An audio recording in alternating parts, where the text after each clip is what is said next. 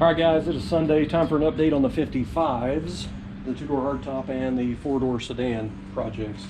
I did a video Thursday evening, but the video, when I imported it to the computer, it was all glitchy and messed up, so I ended up deleting it.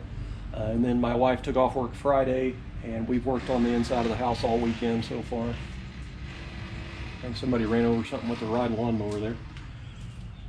But anyway, so I haven't worked on the car since Thursday, but I can show you what I have done. I kind of ran into an issue. I was wanting to paint the frame Thursday morning. I was going to get started.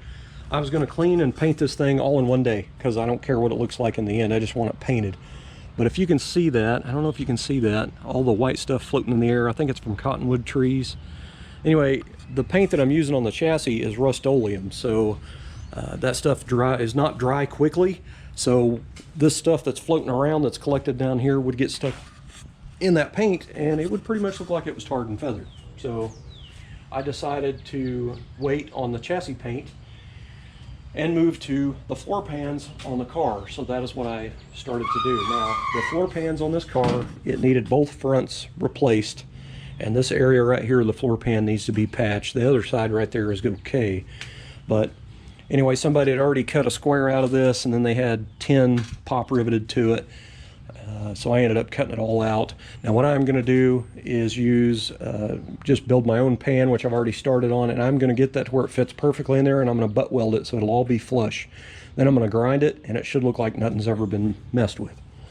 So what I ended up doing, floor pans, new ones, are like, I want to say they're like 60 or 70 bucks each.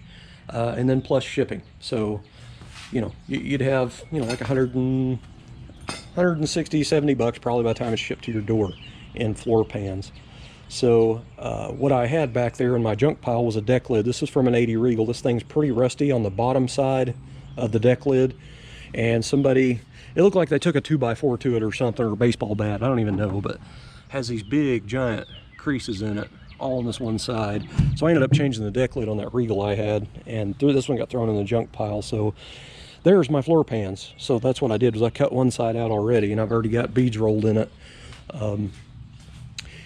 Anyway, I've got it it's a lot bigger than what it needs to be, so I have to go in here and trim and trim and trim until I get it to fit perfectly. It's going to take a little time, but it's pretty much the only way I can do it. So I've cut it out pretty good, and I've bent the flanges up where they're going to be, and I rolled beads in it. Now I've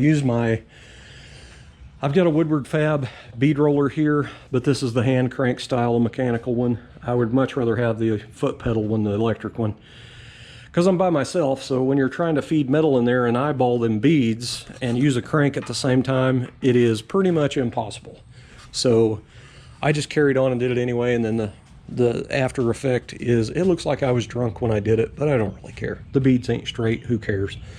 The beads put strength in it, keeps the panel from flopping around. So, and it kind of mimics the factory one. You can see the backside, it has, you know, bigger beads rolled in it.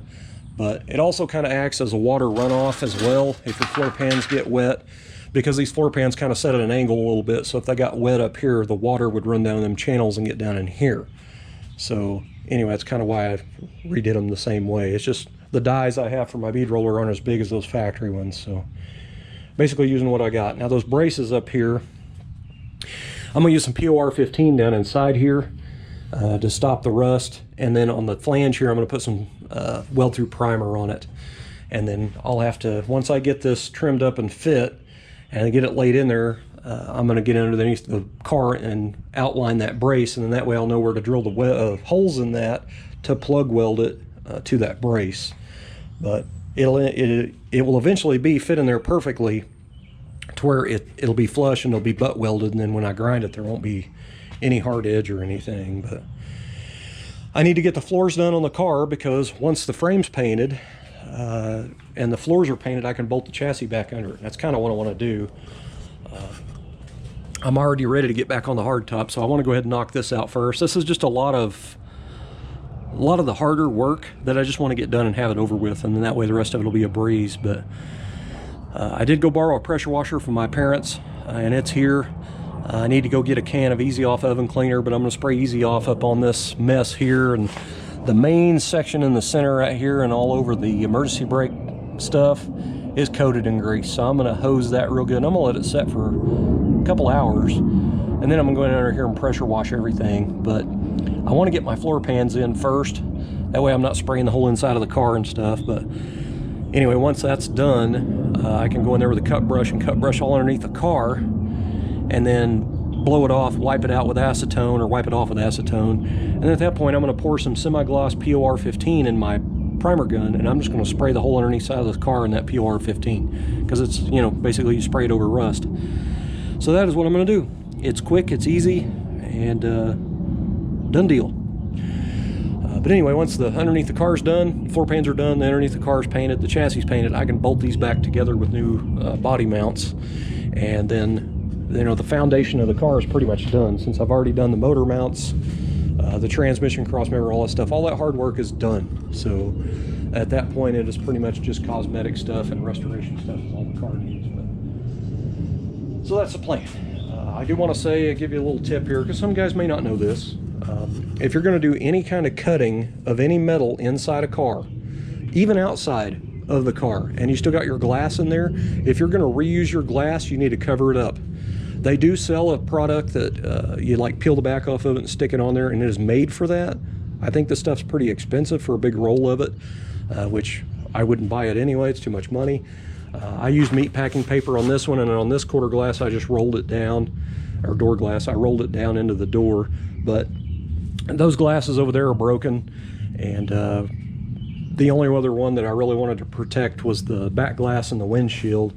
But when I got up in here cutting out the floor, like when I cut that line right there and right here, I actually stood up in here and let the sparks hit my jacket, so I didn't get anything on the rest of the glass. But what happens is when you cut or grind or whatever metal around glass, the metal, hot metal, gets on the glass and it melts into it, and it will always be there. You can scrape it off with a razor blade, but it'll still have a little speck in the glass. So if you're planning on reusing your glass, you either need to take it out or you need to cover it up. So, you know, normally when somebody does this kind of work on a car, floor pan work, they have the car pretty much gutted out with nothing in it. But for me, we got lots of animals around here, namely cats, but I don't want a cat getting in here and spraying, so I have to try to keep everything, all the windows up and everything covered at all times, because, you know, it'd be easy for a cat just to climb up in here, which over the weekend I've had that floor pan just laying there to keep something out of it. But anyway, so that's where I'm at. I'm on the floors. Still got to do quite a bit of trimming on that floor pan to get it to go in there, but once I get this one pretty much trimmed up to where it fits perfectly, I'm going to transfer that to poster board, and then that's going to be my template for the other side. And of course, when I cut it out, I'll cut it out bigger just in case, but which is what I've done here. You know, it's just going to be a lot of work sneaking up on it to get it to fit perfectly butt welded. I can tell you this, a lot of guys, I've seen it many times, I've repaired it quite a few times. A lot of guys will just take a floor pan and they'll cut it out like this, and then they'll take the floor pan and stick it down in there where it overlaps, and then they'll just weld it on and call it a day. So when you're under the car, you can see the outline. You know the floor pan's been replaced. So the one guy I got into an argument with in the last place I worked at, he even got me, I was a metal guy at a shop, and he come down and got me. He was actually a mechanic. He's not really a metal guy, but he come down there and asked me what to do, and it was a car that had a pretty big area in the floor rusted out, and they had a new floor pan, a replacement floor pan. And I said I would just cut out that center area and transfer it to the new pan and butt weld it in there. Well, that's too much work, he said. And I was like, why is that too much work? You got to weld it. He was like, it's just too much work. So he ended up cutting it out bigger than the hole he cut out in the floor and put it over the top and welded it all up. So when they raised it up on the lift, you could see it. And they were doing the car to sell. So anyway, his idea was at that point to go underneath the car and put a weld all the way around it, and then go in there and grind it. So when he got done with that, you still had a trench going into it. You could still see it. So then his idea was spray on undercoating, and I told him it ain't going to work. You're still going to see it, but he didn't listen and covered it in undercoating. So at that point, you can't do any more, you know, cutting and welding.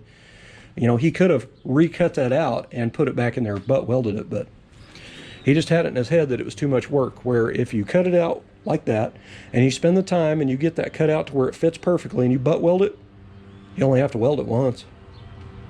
But he ended up welding both sides and then grinding both sides It's just an amazing amount of work that somebody would think that it's faster just to do it that way, but then trying to cover up his crappy work, he spent 3 times the amount of labor as what it would have taken to fix it the right way. Now, I'm not saying what I'm doing is the right way. It is not. The correct way would be to buy either a whole new floor pan for the car, which I definitely don't have the money for, or buy a replacement pan, which I don't have the money for. So I'm going to try to make it look as good as I can with what I have here, which will still look better than some of the patches that I've repaired, especially what was on the car. But anyway, so that's where I'm at on that. And I will run you through another thing here. This is, if your frame is out from under your car and you're going to reuse it, you need to check these little tabs right here. They take a really gnarly coarse style screw / bolt here. It's the same bolts that you put the front end sheet metal together on a Tri-5 with. A lot of times these are stripped out. You'll go to tighten that bolt up and it'll pop and then it'll be loose, and you'll go to tighten it up and it'll pop and it'll be loose again. So it's a very difficult to get up in there to put a nut on with a bolt once the splash apron's in there. So this is how I fix it. I will grind that area down because it has a raised area where the screw goes up through it. I will grind that down flat and get it to clean metal, and then I'll take a square nut and I'll just weld that square nut on there. I've got it bolted on there. I'm just going to put a stitch here and a stitch here, and I'm doing both of them the same. That one over there was stripped. This one was still good, but I don't want to have a coarse thread over here and a regular bolt over there, so this is the way I'm doing it. And you can really see all that stuff floating in the air here now. Anyway, if you do it this way, I would recommend 1/4 by 20 square nuts. All I have here is 5/16 by 18, which is the next size bigger. So 1/4 by 20 bolt would take a 7/16 wrench, which would be factory. 5/16 by 18 takes a 1/2 inch wrench, which is the next size bigger. I haven't welded these yet. I might actually stop by Lowe's and pick up a little pack of them. You can get them at Lowe's or Home Depot in the hardware aisle. You can get a 4-pack of those for like under $2. So that is just what I like to do. Now what I do before I weld them on is I'll take the square nut and I'll run it onto the bolt, and I'll take it to the wire wheel and clean off that CAD plating where I'm going to weld it at, just to make sure it, you know, sticks good. But anyway, I may get 1/4 by 20s today. I just don't know. So where am I at on minutes here? 12:18. All right, so what I've decided to do on the 400 small block Chevrolet on this car, it's right here. I'm going to take this to a machine shop this week, and I'm going to have the cylinders checked with a mic. I've got my eye on some pistons at Summit. They're 30 over, they're flat tops, and they have coated skirts. They're Speed Pro.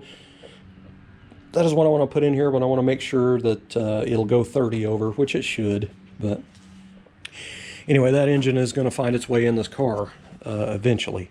So I've already been asked by quite a few people, why don't I just fix this engine? And I'll tell you exactly why. So I have drag raced cars a lot of my life. I have built a lot of small blocks. I've blown up a lot of small blocks. And when you hear a bottom end knock, you pretty much know what a bottom end knock sounds like. And I can tell you, if your flex plate bolts are loose, they'll make the same sound. Also have had a Woodruff key shear on the harmonic balancer, and it will sound like a bottom end knock. Neither one of those is the problem on this car. So I know from the sound, there's something up with the bottom end. Now normally, when you got a knock, rod knock or whatever, you got to take the engine apart. Now if you got a rod knock, your crank is probably going to be boogered up pretty good. So the crank's going to have to be turned. Also, your block is going to have to be vatted to get all the metal out of it that has run through there from that bearing being messed up.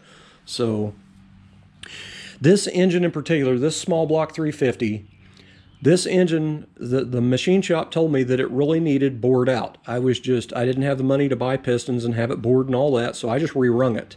This engine I had in a 56 4-door, and it ran or drove fine. It didn't smoke, it still had power.